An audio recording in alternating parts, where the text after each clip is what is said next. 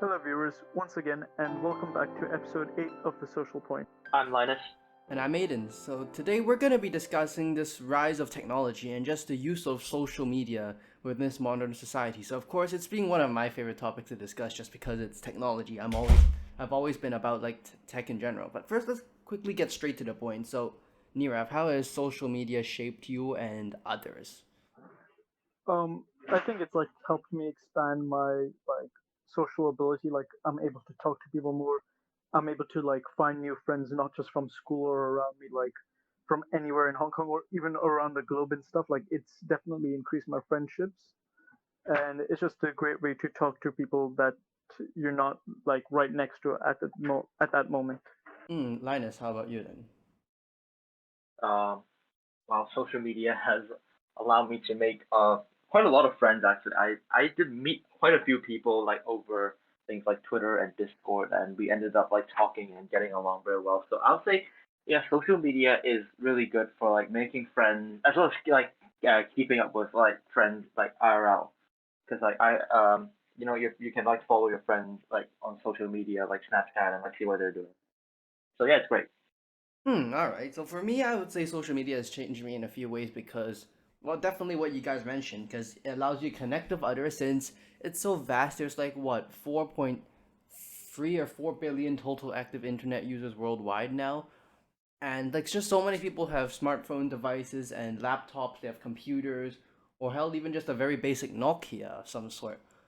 But for me, I think it also helped us to learn more because we have much more information chains. But the problem I see is misinformation is on the. Do you guys think misinformation on social media is on this rise?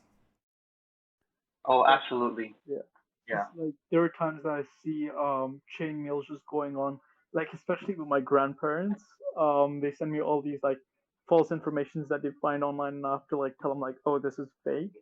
And I've even like thought about doing experiments where I just send something fake, like send a chain mail and see how long it takes till it gets passed back to me from someone else. Oh, like you like the ones that just pass it on. There is something a big hazard risk kind of thing. Those ones Yeah, or like share to five of your friends, or if it oh, like those WhatsApp chains. I see what you yeah, mean. like I've just considered trying out it trying it out as an experiment, like nothing to harm anyone, just see how it affects, like how long it takes to come back. Because we see so much misinformation nowadays. Conspiracy theorists, like that's flat out pushing political agendas and whatnot. And then these media corporations like Twitter, Facebook, they take to immediately try to shut down these groups that spread misinformation. The thing that, but then the problem is that raises a lot of questions. Is this a violation of free speech, or is there a certain extent that do you think this is acceptable? I don't think it's a violation of um, freedom of speech. Like, yeah, you can say biased information, you can give incorrect information. It's just morally wrong to like do stuff like that. Mm. But then with these morals, do you think that we need to keep it to ourselves, or should we just let it be? Because the internet is whatever you post there, it stays there for the most part. So, Yeah, unless you take it down. I think there should be some action taken against like false information because a lot of it can do harm, and I feel like especially like in recent times, a lot of like fake news and false information are just based on people trying to like fear mongering or like growing like and that kind of stuff, and it's really like unhelpful in like in society. okay then. But then, because the thing I see a lot, not just in America but worldwide, because it's this mention of freedom of speech.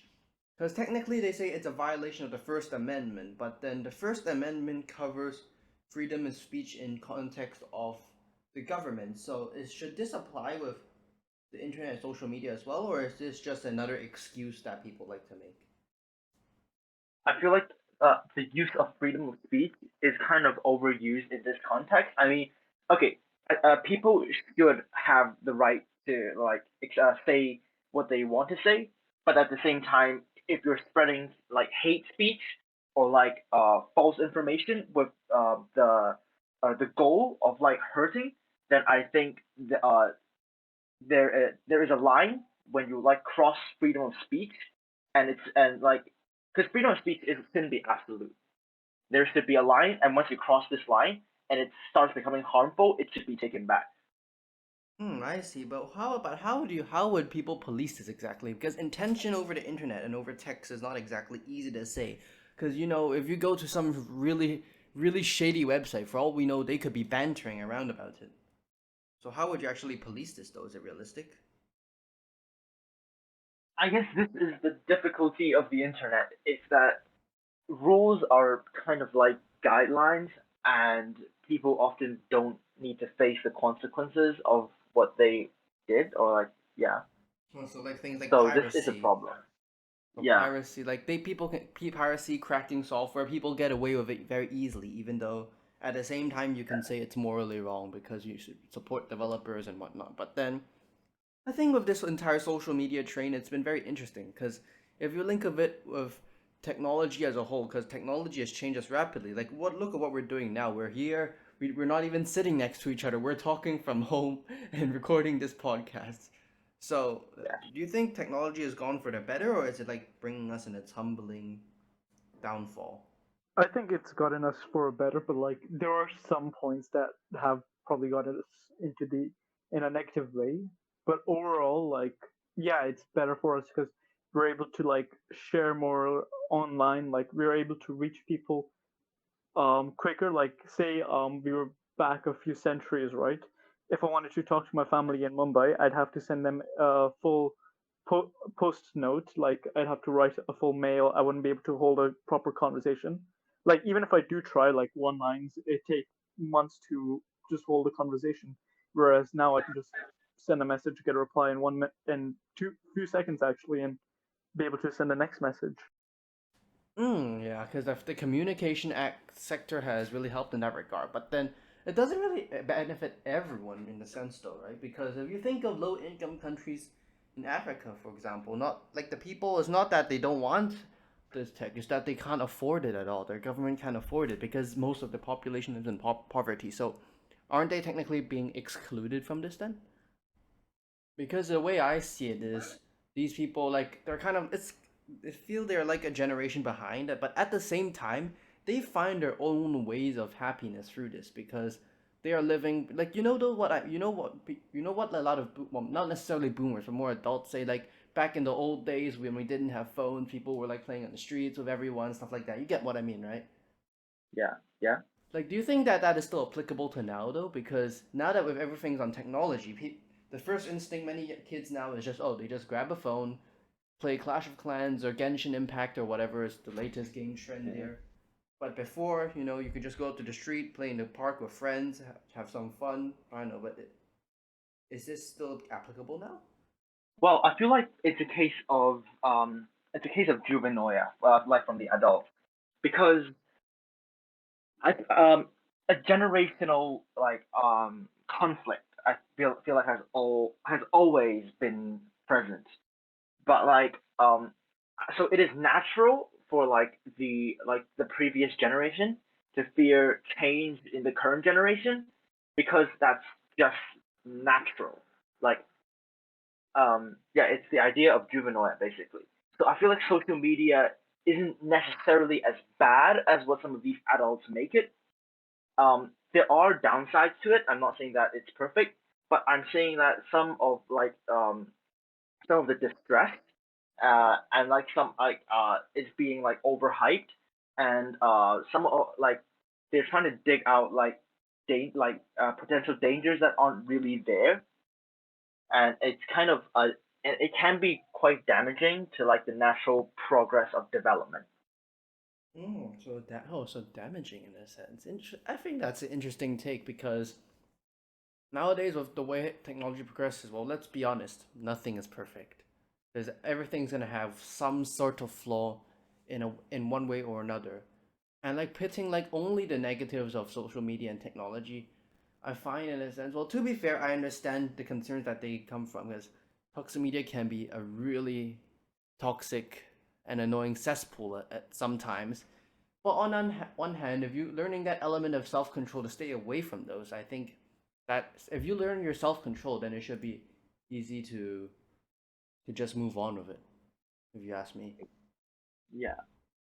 But Nirav, what do you think? Actually, in India, how many do most people have access to technology then? Because don't they have a really big manufacturing industry? So yeah, in India, rather than seeing like lots of iPhones as we do in as we see here in Hong Kong, I usually see a lot of like Vivo and OnePlus. Those are the popular brands in India. Like Mm-hmm. it's still great phones. It's just much more I think like with most of the public using Android phones, it's much easier for everyone to get on that same boat rather than only using like some people using iOS and most Yeah. Android. Oh yeah, Apple is very much a premium brand that It's a wins it's a away much from more marketing. premium brand, but it's not that great if you are not like able to have like if your friend doesn't have like if most of your friends don't have iPhones, like at that point there's not much too special about it because you're not going to be able to use messages with them. You're not going to be able to airdrop with them. Ah, yeah, because it's Like the thing that attracts Apple is that ecosystem, so you pay a lot yeah, for that. And of yeah, course, Apple has a very interesting like global marketing yeah, strategy, yeah. but that's a different discussion in its entirety, though. But then, what amount of the population in India doesn't have access to technology, though? Because at one hand, India has a very fast growing economy, but at the same time, doesn't a lot of the population live in poverty? Yeah, I've seen lots of people in poverty just on the roads and stuff, but I'm not too sure about the percentage, like Mm. exact percentage.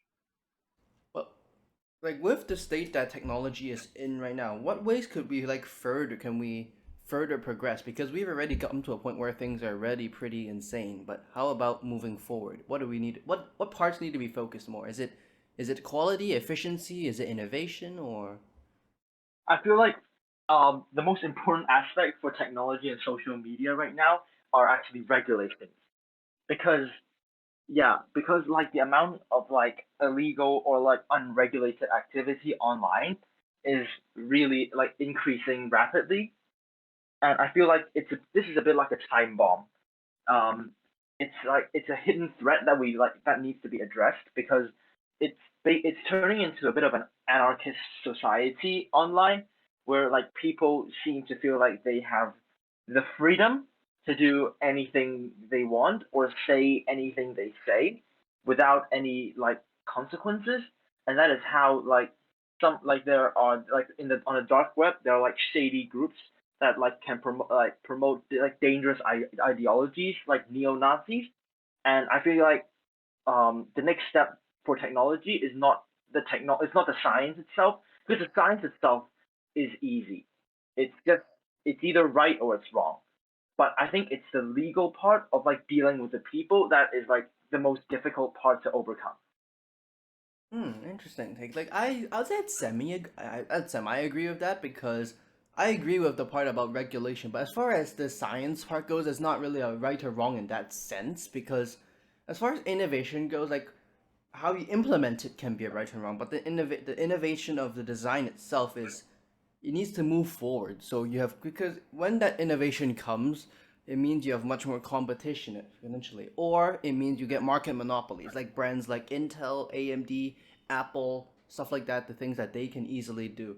So as we keep going, so not only does this innovation need to continue to promote competition, but then we also need to be just clamping down on like this like what's it called non-competitive anti-competitive practice in my eyes because we've seen that in Apple a lot in the past, and not just Apple. Intel has had their share of anti-competitive practices as well, so honestly they aren't perfect.